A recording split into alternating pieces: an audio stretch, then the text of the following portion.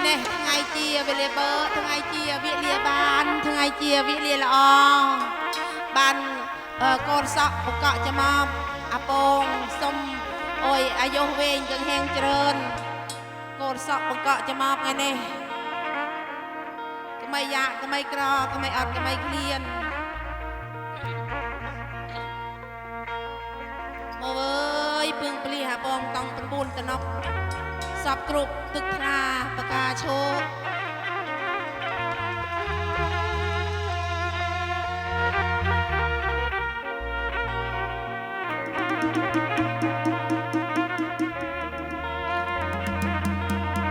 มาเว้ยนะ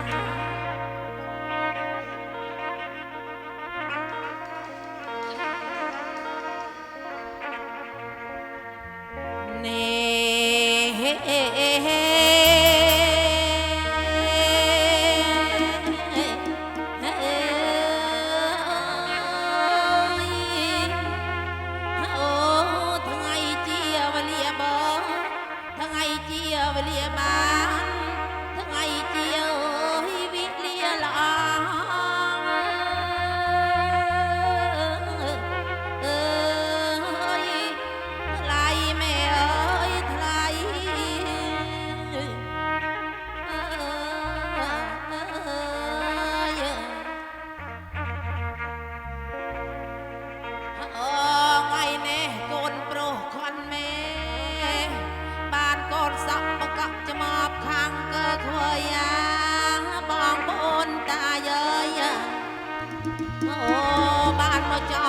เฮาปลึงมีเฮยปีลึงบ้านประสดจันปีปฏิมนายโกนกอมเพชรกอมพีข้างโกขวายไงเนี่ยก็ไม่จำเมื่อจำก็กึดก่อนสองว่าโกนแน่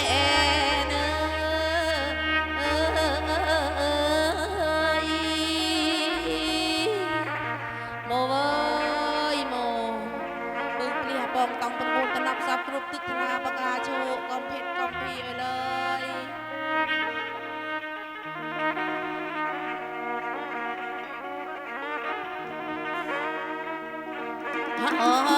จับหม้อจองได้เฉวงอ้อยจำจองได้สะดำกอมเพชรกอมพี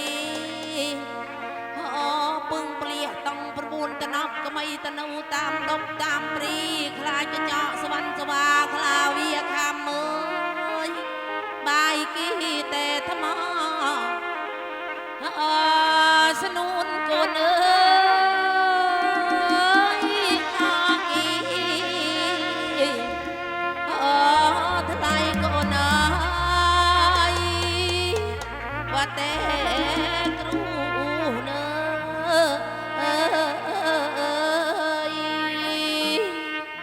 โอ้นางรำโกนกระมมเมนุยละออมเลยอาจารย์ณดนตรีอีสานใต้สุดยอดเลยค่ะอยากคิดถึงทุกคนนะครับโชคดีโชคดีสวัสดีปีใหม่ค่ะเด็กเด็กนางบ้านหัวเฮาปลุงงานโกนซอกงานนี้เนาะค่ะกองเพชรกองพีเลยปึงเปลี่ยนตองประมูลกันเนาะ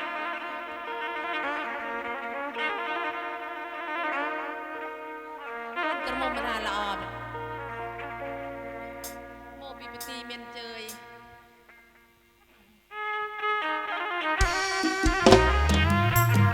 หมดดอลเฮยก็ไม่ยูร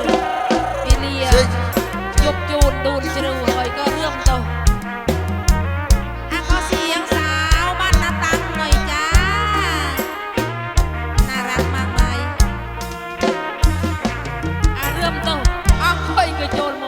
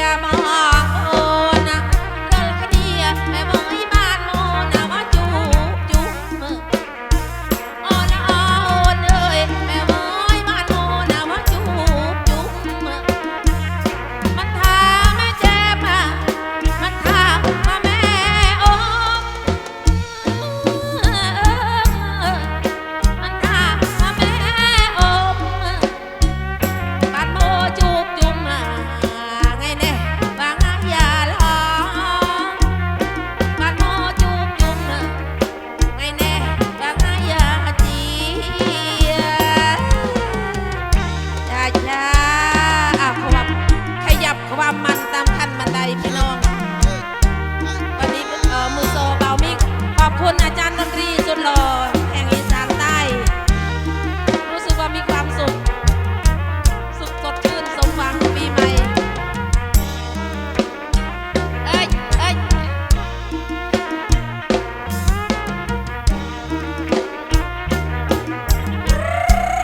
มาเด้อขวัญเอ้ย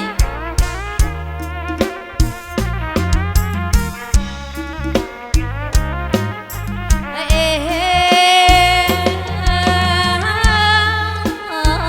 อ้ยบางมีเอาปลาลึง เจ๊เจ๊ ย้อนเลยบางมีให้ย้อนเลยเนาะปลาลึงเนาะคำบอนเน่ว่าตามสะตึงย้อนเลยก็ไปให้ย้อนเลยเนาะตามทั้งไอ้โยกตามจังหวะนะพี่น้องบอกเอ้ยก็ไปให้ย้อนเลยเนาะตามทั้งไอ้ท้องมาแม่ตามมาเน้นนางย้อนเลย ยังบ้านนะบอกเอ้ยว่าตั้งเอ้ยได้ขอเสียงคนน่ารักหน่อยจ้ะบอกเอ้ยยังบ้านย้อนเอ้ยว่าตั้งได้ก็ก็แม่เนี่ยว่าตามไอ้ย้อนเอ้ยไงโจแล้วบอกเอ้ยมาบอกเด็กสุดยอดเลยจ้าจ้านักดนตรี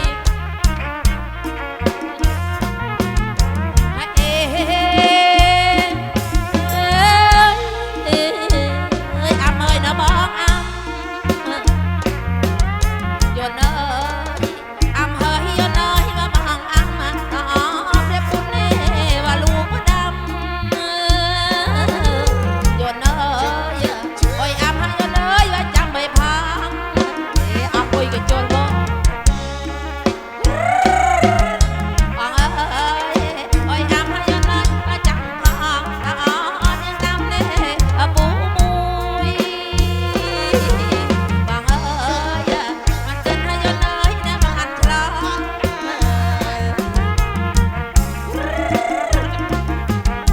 ฟังเอ้ยมันเกินให้ย้อนเลยนะมันฉลองโอ้ยอำเน่จำทอง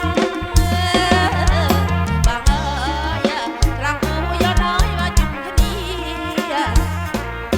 อายิมสาวตาลน่ารักมากมายค่ะวันนี้ได้พบกับแดนเซอร์จ้ารุ่นสาวสวยที่สุด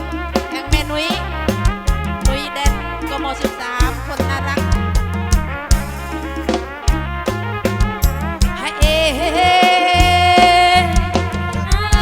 ยใครไงอะนอนเลยย้อนเลยให้ย้อนเลยว่ารักละเฮ้ยของเธอเด้ปรุงบางเอ้ยอ้อยย้อนเลยว่าโจรโมอ้อยก็โจรโมลูกรู้บางเอ้ยอ้อยให้ย้อนเลยนะโจรโมของเธอเด้โมบางเอ้ยโจรโมปีรูปไอ้ปีใจอัง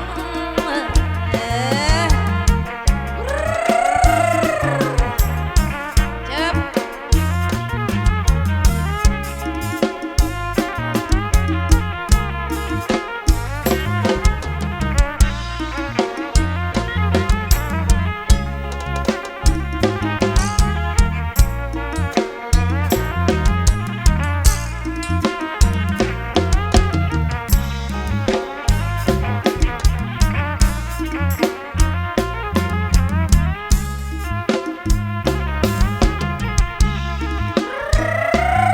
เริ่มต้องไปสรูด เจ๊ รูด เจ๊เจ๊ ปราด เฮ้ยฮึบ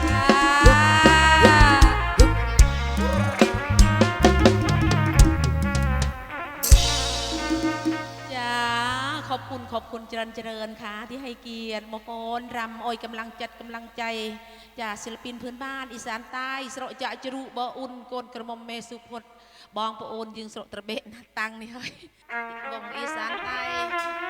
อ่ะโอ้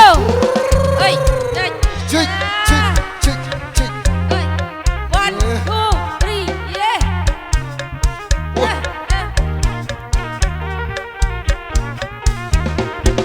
เสก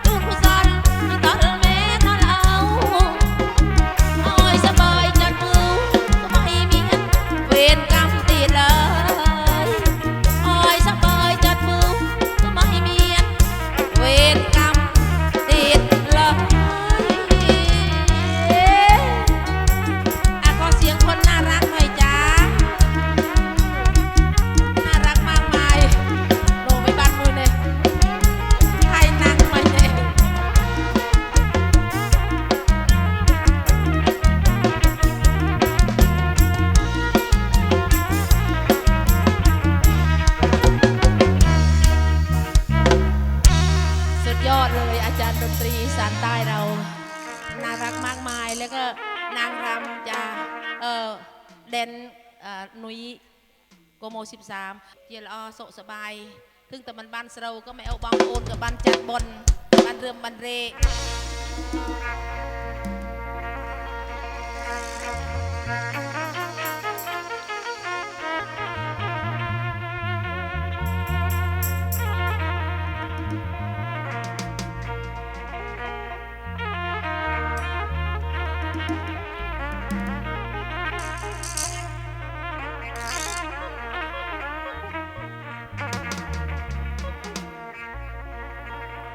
โกนโปรแม่เอ้ยโกนประสอดปีปฏิมานายกอดที่โกนโปรจนแผ่นใดมันคอแต่เอ้ยข้างโกนงาโอ้ดันเมียนบอนปรีเวียสนาบ้านเกิดโกนงาแม่สลายเอ้ยเอาพุ่งจัดเอ้ยข้างแปลกโกนเอ้ยไงแน่เอ้ยจุดก่อนสะบังกะจะมาสมไอ้โกนเอ้ยสุขสบายโอ้ยทับทมดำคลันอายุมันก็อันยืนสุขภาพค้างแข็งแรงไงแน่บองโอนเอ้ยบ้านโมว่าจัดแจงจุยงานบอนก็อดสองกดแม่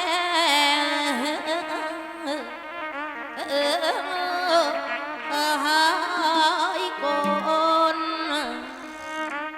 อ้าวยาวเลยเบามิกบเดินซิ่งพี่น้องป้อนงามๆ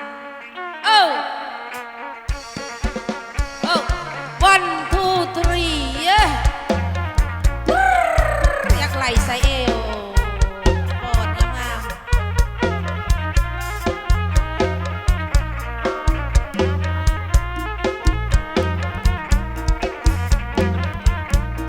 ๆวัดไปเอ้ยไปนาจังหวัดไปเอ้ยจังหวัดไว้เอาไอ้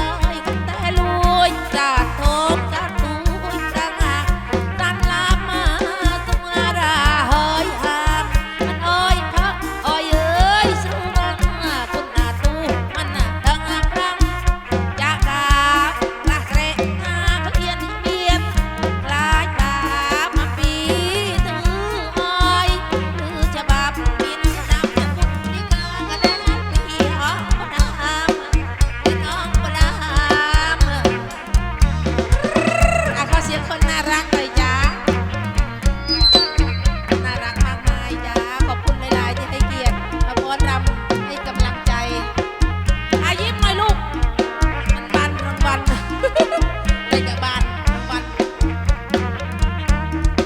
ยาวเลยจันตั้งไว้เอ้ยเอ้ย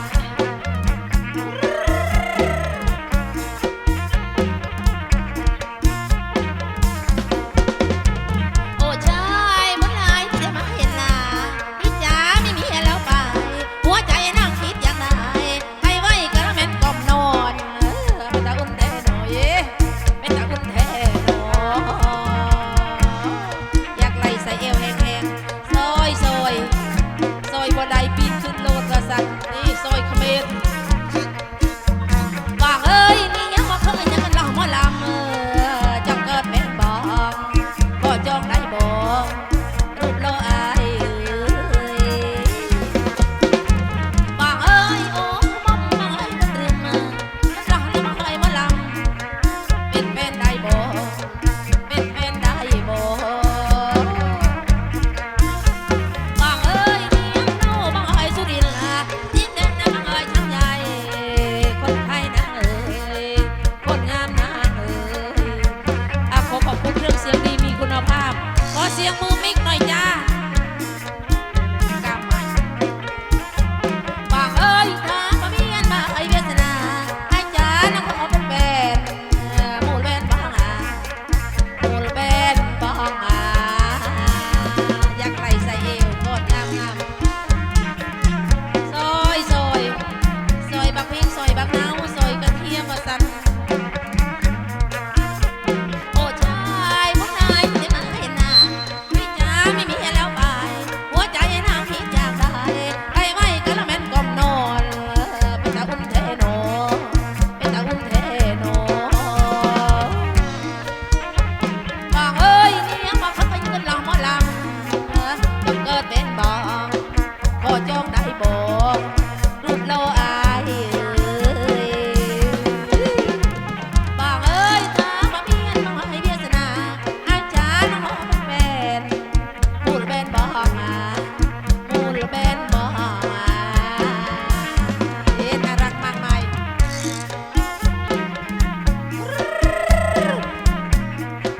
เหงาไปทางหมอลำจะโกนนะอาจารย์ก่อนจะหยุดเวลาใจฉันบางว่างไหมสักวัน ขอเวลาให้ฉันมากได้และมายืนเพื่อเป็นกำลังใจ อย่าตัดเยื่อใยไปรับกันไม่กลับมาปัญญาหรือพัทยากลับตัวขอทูลหัวถึงไม่ยอมเปลี่ยนหน้า ให้ฉันบางขอเป็นบางเวลาเดือนมาแม้สักครั้งก็ยังดีสาวลำไยมาซอยเนี่ยเจอ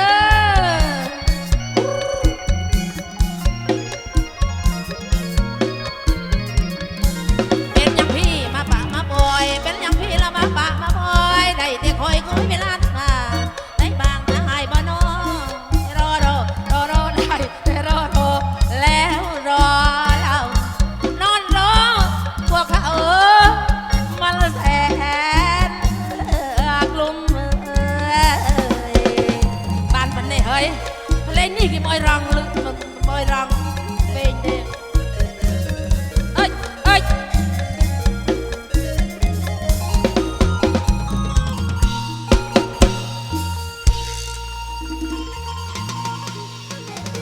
ขอบคุณหลายๆที่อายตาถึงแม่นบอนี่จ้าโอ้